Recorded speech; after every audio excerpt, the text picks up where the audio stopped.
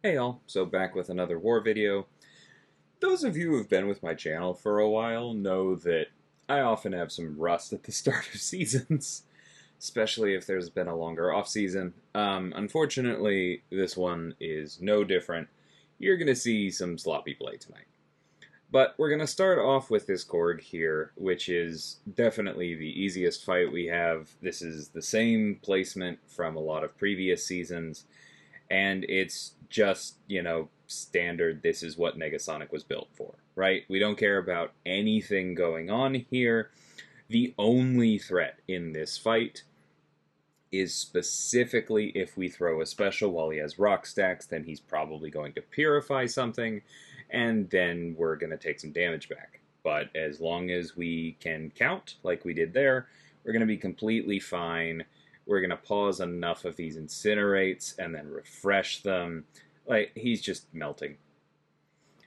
I did actually rank Negasonic immediately before this war. She'd been ranked 2 for a while, but I took her up because I was like, she's tactic again. We're definitely going to use her. She's very useful. And so, yeah, easy decision. She made short work of Korg because that's what she does. We go on to this node, which is somewhat new, and I'll admit I'm a little sloppy here. For the most part, this is a simple fight, right? Like, just hit Wong a bunch, understand that his energy is going to build faster because of all the energy damage, and so just have your special ready, right? I am, for the most part, blocking because I don't want him to go unstoppable when I dex. That part, I don't regret. This right here, where I decide to go for my cash out, I regret that because I really was not respecting the fact that this node now has Aggression Fury on it, and so that hurt.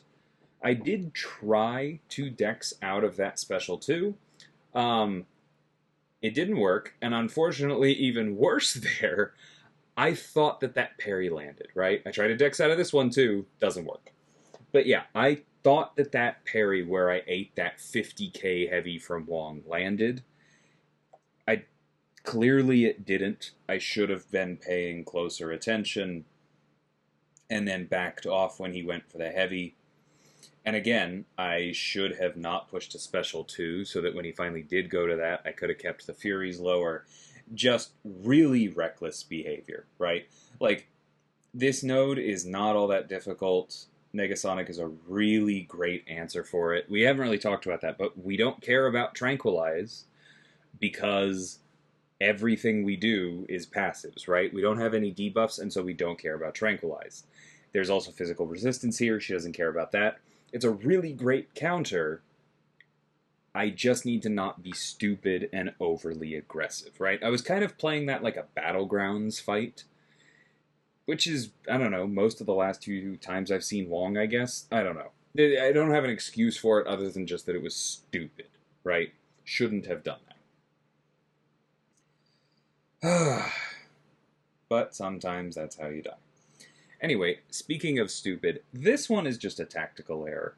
I know that you don't need Negasonic Special 2 to deal good damage, and so I should have just been spamming Special 1s and playing Strike Counter immediately. Like, that should have ended in a light, and then I should have immediately thrown the Special 1. I could have avoided the first Vitality. And this really should have been my clue, right? Because I see him go unblockable at the start of a special, and this is my clue for, okay, I'm never going to be able to prevent the regen. Because he's just going to go unblockable some amount of the time, right? Because of Strike Counter. And so I need to play around that. That should have been a light immediately into another special 1. It wasn't. And so now I'm giving him Vitalities, a lot of them, and now I have to outfight this much larger regen. And I didn't even get to the special 2 because of it, because I didn't want to give him the unblockable special 2, which was wise. I wasn't even aggro enough to stay ahead of the power drain, and so we dropped right back below a special 1. Again, just completely avoidable problem. The other thing to shout out here, Hitmonkey and Negasonic are both tactic. We haven't really chatted about that much. But Hitmonkey does make managing the tactic a little harder, because punishing his special one is tricky. Now, obviously, that was just a bad dex, right? But the way this is supposed to work, if you just dex early, you can punish it, you can remove the unblockable, you can go unblockable yourself, you can do more damage because you're unblockable. Everything about this fight is fine. I just made it harder on myself by not spamming special 1. I should have just forgotten completely that I had a special 2. Then this fight would have been better. I think I'm also, at this point, getting a little bit lazy with my heavy attacks. Either that or no. It's not that I'm getting lazy with my heavy attacks, it's that my punishes aren't perfect, and so the unblockable is coming online. But here I should have backed off, right? I guess I did back off. I should have backed off before I used my last light, because I just fed him even more vitalities. I think I was just I was locked in the wrong way here, right? I was just going full aggro, just hit him, hit him, hit him. He's going to die. I know I'm winning the HP race, even though I'm not happy about it. But I should have maintained a little bit more battle IQ on the way, right? I could have controlled strike counter. It was bad when he was at like 15 vitalities, but now he's at 28. So this was stupid. And I was thinking, oh my god, I died to Wong because I thought a parry landed, and now I'm going to die to Hitmonkey because I was an idiot. Thankfully, I didn't screw it quite badly enough that Negasonic couldn't get through it. Just shout out to her baseline damage being a lot better than people often say it is, that she was able to power through me being an idiot. Anyway, we move on to this Wolverine Weapon X. This node now has stun immunity to just make it that much more complicated. But this one I'm not really worried about, right? I think the placement we had for Weapon X in the last war, where he kept throwing special ones and kept his regen for longer, that was actually a harder placement given our answer of Ultron. Because we're going to take some damage here from EMP mod. We know that he's going to have some extra power gain, but he's also not going to have Power Focus 2, so we're going to be able to push into the Special 2. And that's helpful because, as we saw last war, the Special 1 is the one that you worry about if you want him to eventually stop healing. And so there it is. He falls out of Berserk. We're continuing to take damage from the shocks, but not that much. We're nowhere near 50%, which is where we get our first regen. We're doing fine here. We have an invuln boost if he does decide to turtle, but I'm not really worried about that either. We are making much, much better progress this fight than last war, because like I said, we don't have to worry about the indestructible, we don't have to worry about Power Focus 2, and it really is the fact that Power Focus 2 makes it harder to push him to Special 2, not just the extra Special 1s, and this node doesn't have that. So yeah, simple one there. On to another tough fight. Next up we have Enchantress on Mixmaster, my absolute favorite. If I'm fighting Enchantress on a node with this much health, honestly, I just kind of assume I'm going to get hit somewhere in here. The question is just where and how, and so I'm going to try and make sure that I'm well set up for it. Unfortunately, it ends up being a lot sooner than I was hoping. And Jesus, do her first basics do a lot of damage. That's the part I was not happy about. Like, we had the 3 indestructible hits, right? And then I think that was a light attack from her that took out almost 20% of our health. Yeah, not a great opening. I don't really regret going for the heavy because it was important for us to get the anti-miss and the slow up early. But yeah, I definitely paid a price for it. Anyway, removing these next spells with a heavy will be simple enough. Because we have the anti-miss up, we've almost allowed the untouchable to actually run out of duration too, which, whatever, we were getting set up. It's not the end of the world. We go for the trauma here.